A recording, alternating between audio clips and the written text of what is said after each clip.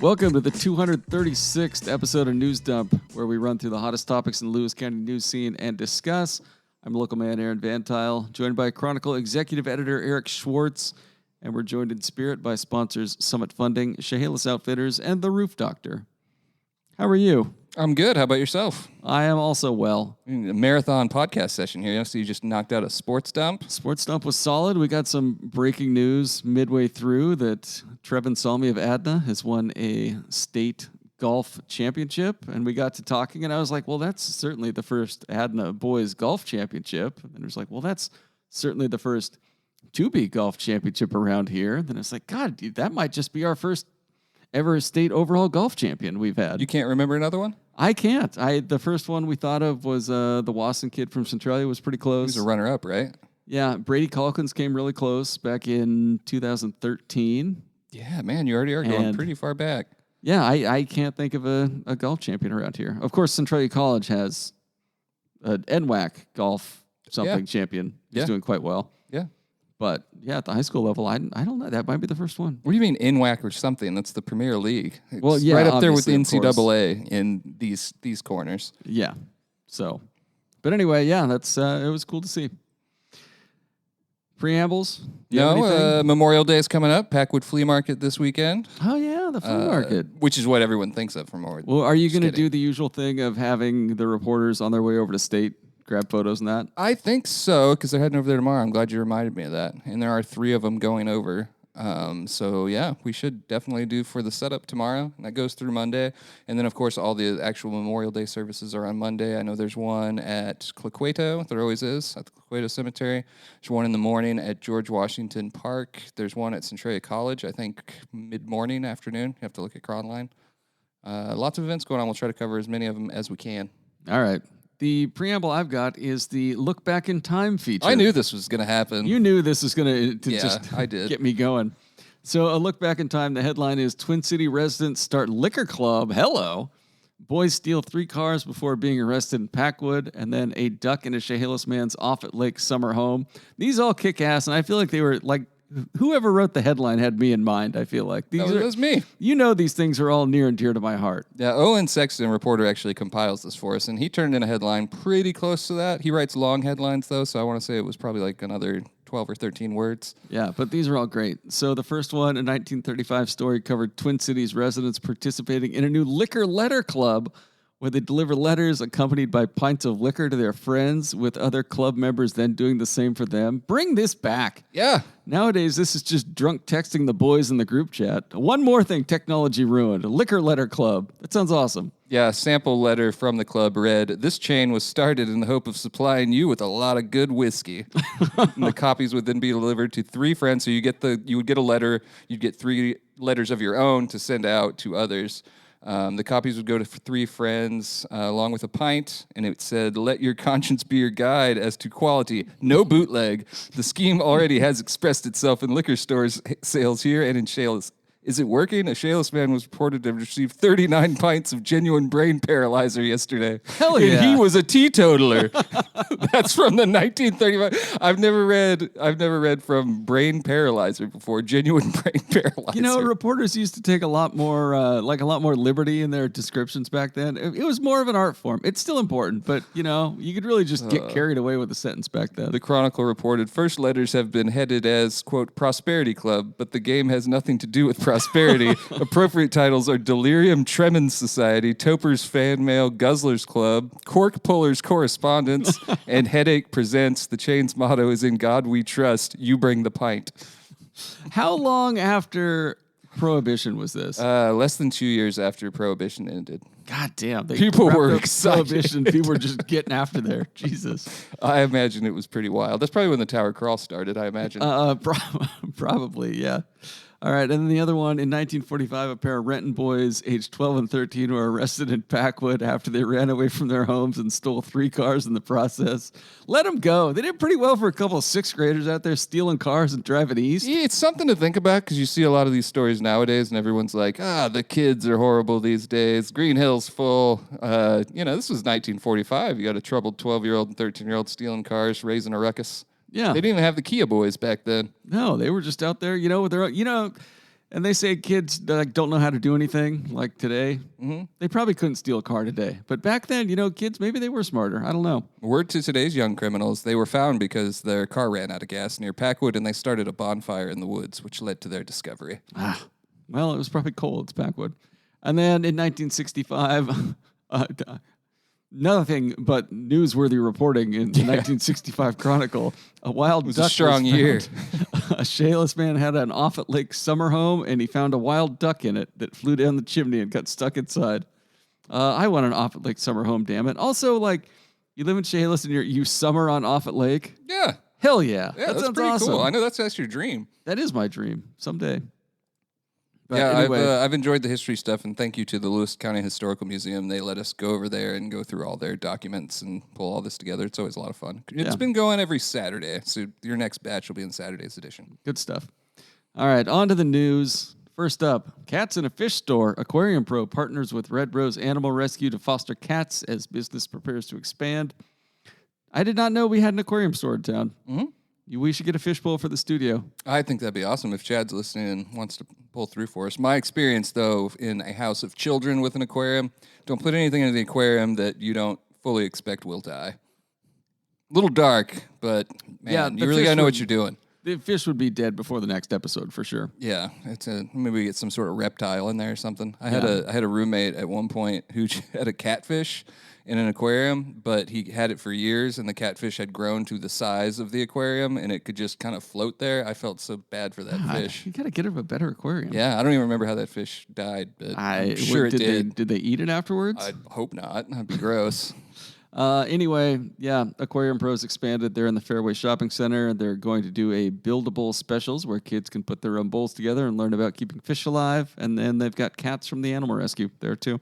Yeah, that sounded like a really cool business. We've written about them before, but Red Rose Animal Rescue is why we went back this time. They're what's it called? They're fostering cats. Yeah. So, yeah, go get yourself a cat. I still think you need to get a cat or a dog or a sheep. You gotta have something out there. Maybe I'll get a fish. Too much land for no animals. Yeah, I'll get a fish and just put it out in the field. No word on the owl. I haven't seen the owl yet. I don't I think gotta it's go gonna check. happen. Not putting out the right vibes.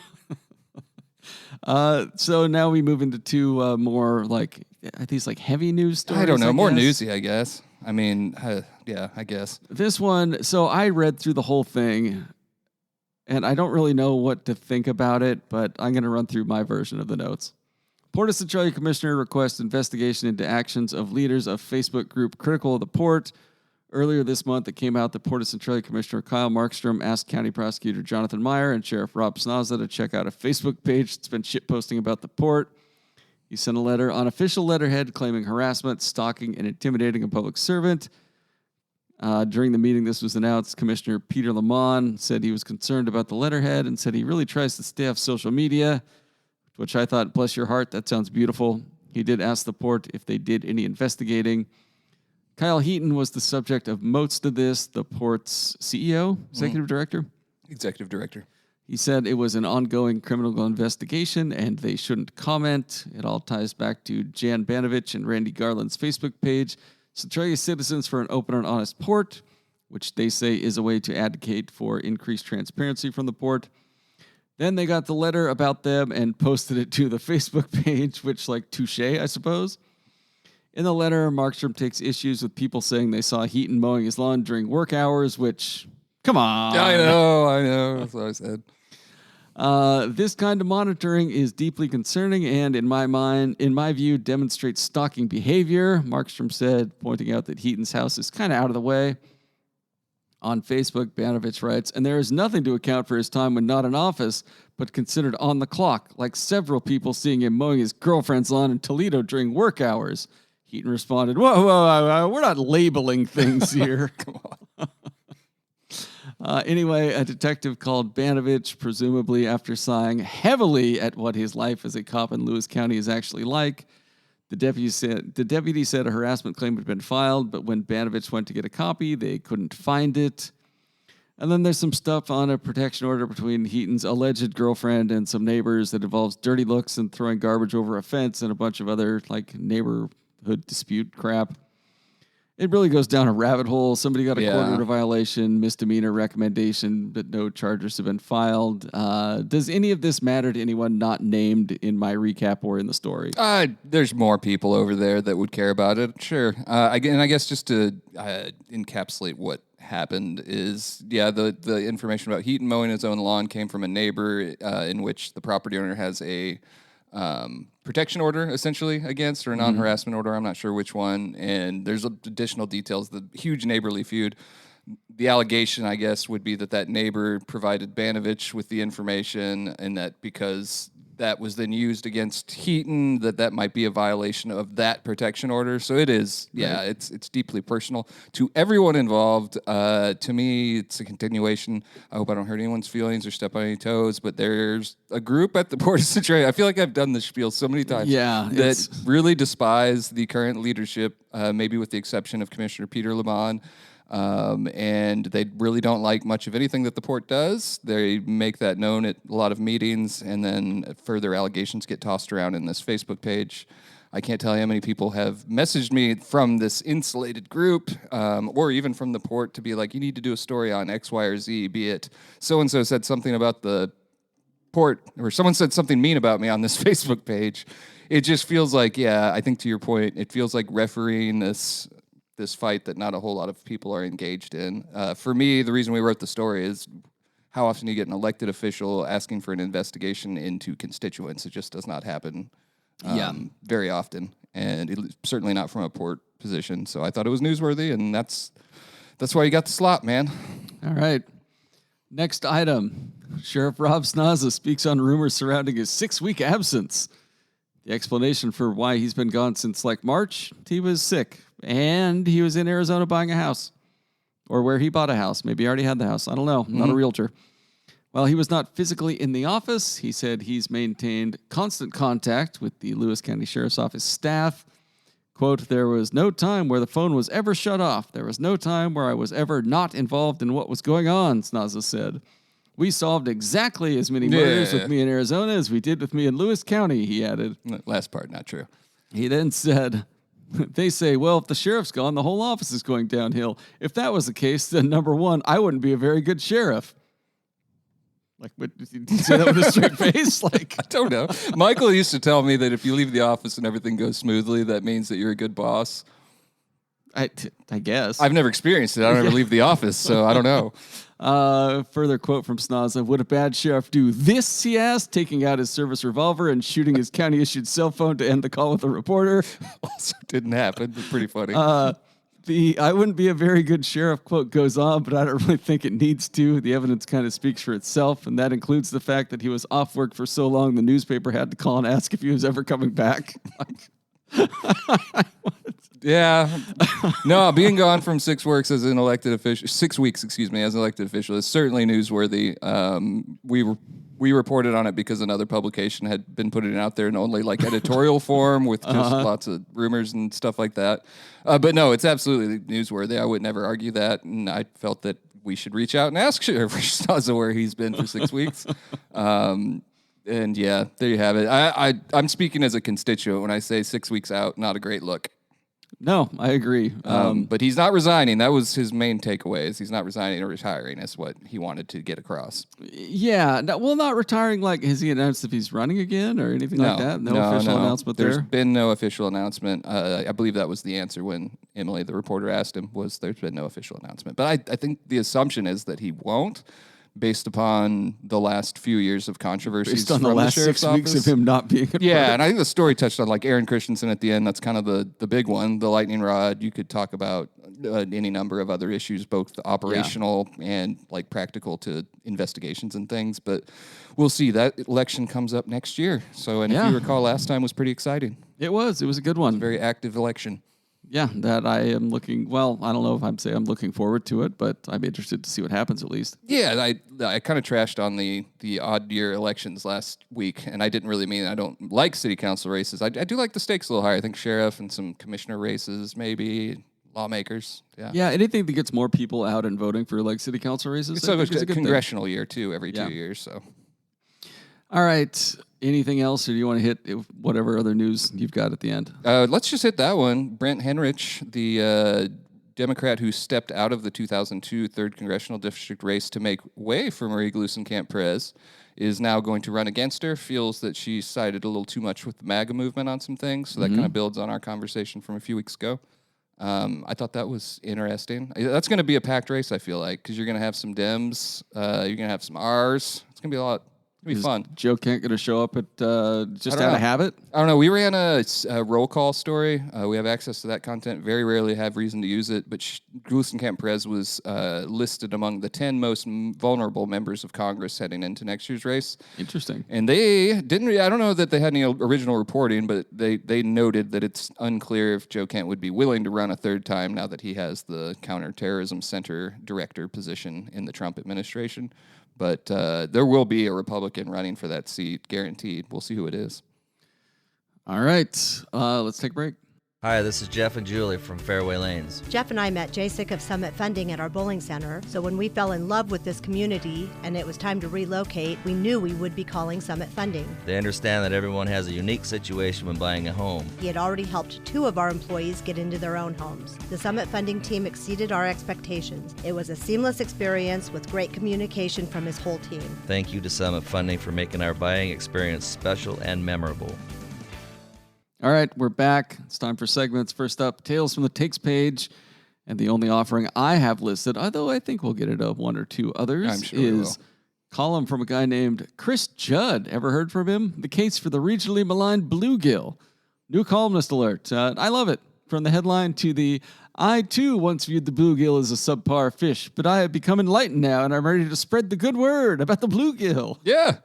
It just had a fun vibe. It was fun. I hope he writes more. This is good for the readers. He took us from his childhood fishing introduction all the way to that night's fish tacos, and it was a delightful ride. I enjoyed it. It was I fun. learned a lot about panfish. Yeah, I am not a big fisher. I don't fish. You're not a fisher. You're a fisher of men. Yes, I enjoy like eating fish, of course, but fishing's never been my thing. But I'm glad people enjoy it. Yeah, Chris offered to write this after his appearance here on the podcast, and I think he has writing experience, a bit of a writer. I hope we can get him on for a semi-regular thing. I'll have to figure out what that looks like and how we do it, but I think it'd be fun. Yeah, we should get him back on the podcast, too. Anything else in the opinion section? Let me just do the quick rundown. I won't click open on any of these. We got letter to the editor, a Republican call to action. Oh, boy. This is from Mitch Townsend. You're going to want to read that one over at the Lewis County GOP. Trump's cabinet flunks basic intelligence tests. Uh-huh. That one's from Marty out there in Cinnabar. Mourning the loss of dedicated volunteer Jan Sylvester Jamerson. I might bring her up again at Heroes of the Week. We'll see. John McCroskey, lock criminals up and stop making excuses for them. I was really surprised this didn't make your list because he cosplays as a delusional liberal, his words, for the first half of the column, and then pivots and surprise. It's just him. It's John McCroskey. John McCroskey, what would you say the most famous case under his watch was? Oh, yeah, I know. Rhonda Reynolds. Rhonda Reynolds? Yeah. And who did he lock up in that instance? That's nobody? That's fine. Fair. There's been books written about how easy it is to get away with murder in Lewis County. And McCroskey, who was the sheriff, is like, you know what we need to do? Lock criminals up. Buddy. Sounds like you got a column. You had the keys. You got a column brewing. I'm gonna have lunch with you and McCroskey one day. You're gonna find out what a nice man he is, and you're gonna forgive him of his takes that are opposite of yours.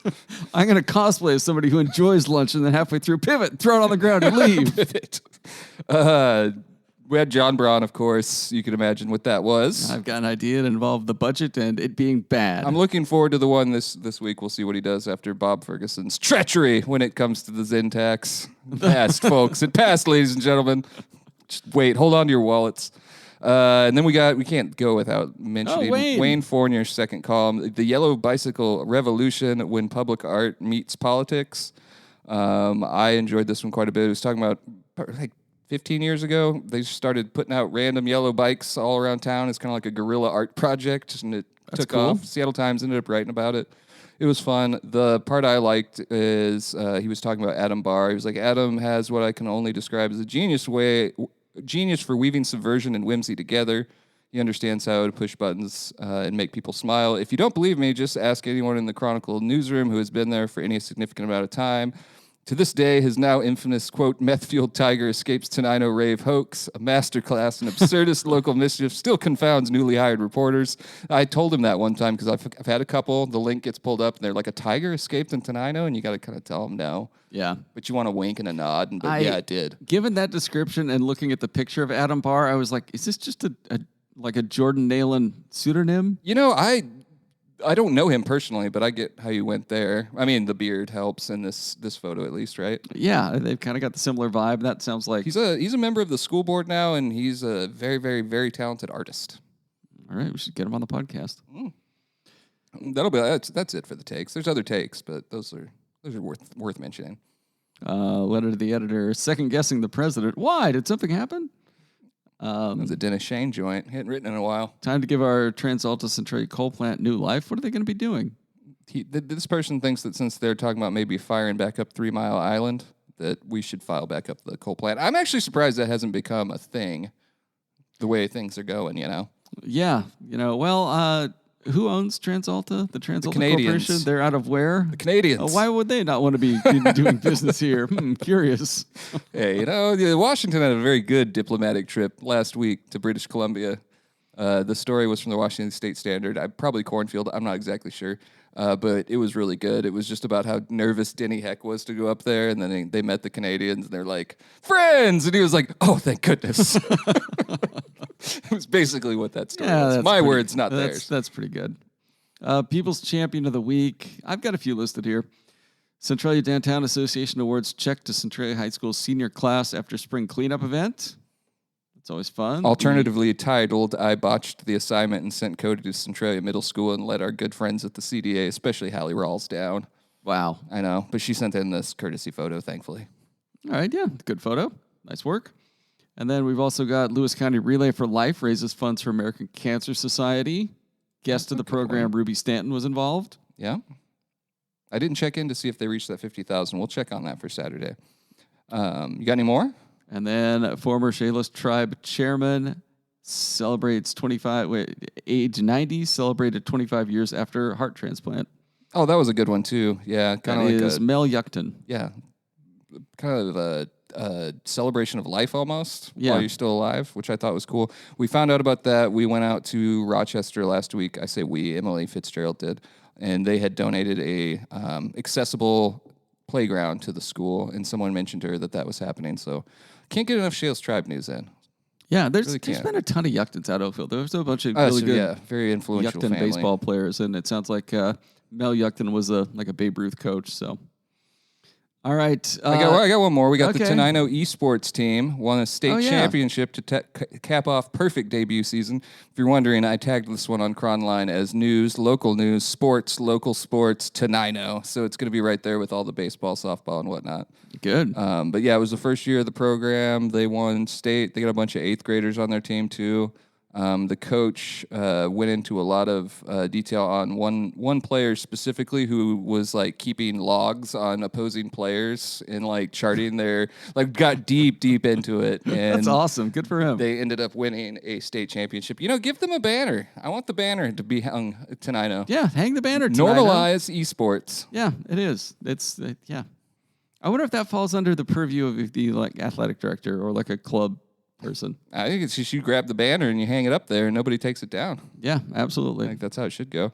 And then one other, Jan Sylvester, Jamerson, passed away. She's a former Lewis County Historical Museum Volunteer of the Year. And Julie McDonald wrote a really lovely column about her that you should read. But I think, all champions. All right. The Roof Doctor. Yeah. No segue this week. Straight into it. I had a good one queued up with the banners, and then you just kept going. I went too far. I'm sorry. Is your roof under the weather? Right now, maybe not. But there's always some rain clouds on the horizon. Mm-hmm. And so if you are having troubles, or maybe you're just a little worried, you're like, some rain could come. Call the Roof Doctor. 360-736-0246 or 669-2099. Visit theroofdoctor.com in Chehalis. They've got all kinds of roofing services, and no matter what, they will come out and give you a free estimate, chat with you about your roof, take a look, climb up there, do the whole thing. I got to appeal to the listeners to make sure to nominate and vote Roof Doctor for Best of Lewis County this year. Is Best of Lewis County time coming up? It's coming already? up. You got to be ready for it. Now's the time to like really keep like a critical eye on your community. Like you're not just out shopping anymore. You're ranking. This is ranking, nominating. It's a good time to keep a log of your own. You can go out shopping and it's like the NFL Combine kind of. Yeah. You're like, how long did it take to ring this up? What was a discount like? You got to keep a book. What's the 40 time on that cashier? Things like that. Yeah, now's the time. We'll have more info on that as we get closer. We just finished up at the Reflector, their very first ever. It's not best of Clark County. It's just best of the best. Very, pretty good. No, it is good. It was a good section, though, and they had their event last week. It was a lot of fun. All right. Sirens banger of the week. Woman accused of stealing coin machine from an apartment complex in Centralia. This is Ermelinda Baldovinos, 40, of Randall. Had two people with her when they put on masks and broke into an apartment building to steal a coin machine that had $200, presumably in quarters, in it.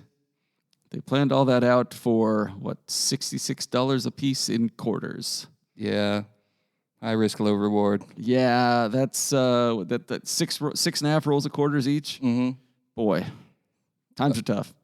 Another one, it's I don't know if this is banger of the week, but it's different. I know you like when the defendants get to get their word in court. I love it. So we just have uploaded a Cronline this afternoon. Man arrested after crashing truck on I-5 near Centralia. Quote, adamant he was sober at the time. Bail set at $100,000. Christopher Michael Alexander, who has an extensive DUI history, accused of being under the influence of, quote, some kind of substance when he crashed. He's got like 3 or 4 DUI convictions and a bunch of other things. He's only 35, but they could not figure out what he was on, if he was on something. So they did a blood draw. But Jolie O'Rourke, Lewis County Superior Court judge, said, this is some of the worst DUI history I have ever seen. She also reiterated, she said this before, I have said it several times, but I believe this is the biggest risk to our community's safety. All right. Bunch of drunks driving around. Yeah. Aaron. Shayla's Outfitters. Yeah, Shayla's Outfitters. You got the ad. You got it hot off the press? We are deep into the Memorial Day sale. That automatically means 10% off discount for all veterans and active military. Aaron, you should note not all veterans and active military who claim to be so, but who actually have been so. I've gotten sign off from Owen that that's fine. So you did. The sale began May 15th. It extends through May 28th. They did their Dolly Day celebration and more Red Rose adoptions last weekend. On May 31st, they've got a free canning seminar from 10 a.m. to noon. And I thought for this piece of our spot, I'm going to dress you with only the options that are currently on sale. So we're going to start off with getting you some pants on. 'Cause, man, you need some pants. We're going to go with Guide's Choice Cargo Short Pant, 98% cotton, 2% spandex. That'll go up to about your thigh. $14.95. You're saving 40% off sounds there. breezy. I like that. And get you some shoes. So you have some pants and shoes. You're going to have the ladies Hyperport H2s for $84.95. Oh, from Keen? Yeah. I bet those are comfy for my misshapen feet. Yeah, from Keen. You're saving $35. That's a deal. The ladies pair, it's unisex. Don't worry about it. And then for shirt, am I getting that bright orange construction vest? No, you're not getting remember the Village for people? $4.95. Yeah, I think so, actually. No, you're just going to get this plain Wrangler T-shirt, $12.95. Well, that's okay. Can I cut the sleeves off at least? We'll also give you Smart Wool men's hike ankle socks. To go with my sandals. That's the fit. What a you are look. Good to go. And just because you're going to be primed for victimhood dressed like that out in public. A gun? You need to get yourself one of the knives that they have in stock, all 20% off. Everyday carry, hunting, fixed blade, folding, spring assisted, many more styles. All That's right. what we got all this the week. deals over at 1757 North National Avenue in Shayla's, but you already know where it is. And if Shayla's Kelly wants to Outfitters. like put that wardrobe together and bring it over here for you to model for the news dump photo, then I think that would be wonderful. I would be open to that. Why not? I don't have any Facebook comments of the week, but there was a comment on Chris Judd's column about fishing where somebody lambasted the Chronicle for not covering some kind of Superior Court action and corruption. What was it? I can't remember. Didn't make the comments of the week or nothing? You know what? I didn't copy and throw it in there, but I was like, He's like, why aren't you covering this? It's like, do you think Chris Judd is like, well, should I write about fishing or corruption at the courts? I mean, if I knew about the corruption we would write about, we've written about plenty of corruption there in the past. Well, not this guy's corruption. He's not happy about it. Screenshot it next time. You know I don't look at the comments. Yeah, It's bad for my psyche. Better for it. What other news did I miss in these notes I wrote up days ago? Hal Blanton and Brian Mitke are our representatives to the Board of Trustees for the Timberland Regional Library. They gave an update, a state of the library update, so you got that. Morton Loggers Jubilee is getting a new, quote, big ol' lumberjack chainsaw carving. That's cool. Yeah, that's going on right now. You can actually just go hang out with them and do it there if you want to. Just watch them. I'm sure he'll let you take a few strikes at it. 3 mobile Lewis County businesses are holding their first year anniversary. Mobile Mermaid Espresso, 2 Brunettes Espresso, and Lewis County Axe Throwing. It should be a fun event. Yeah. Get all jacked up on some coffee, throw some axes around. Yeah. Oakville Independence Day Royalty Court. Be crowned tomorrow night. We're trying to get somebody there. I don't know if we'll be able to. And we'll leave it at that. We got a lot of Thurston County news. Derek Sanders has announced that they're getting biomedical sensors for high-risk inmates at the jail, which I thought was interesting. Anything else going on at the jail you want to talk about? At the Thurston County Jail? Yeah. We should, actually. Yeah, I'm glad you brought that up. That should have probably been the Sirens banger of the week. Yeah, there was a Thurston County corrections officer. I'm trying to get to the story here from it was the like a Olympian. corrections sergeant that got caught. He had like a female friend staying with him and put a camera in a shampoo bottle. Yeah. I had a lot of questions.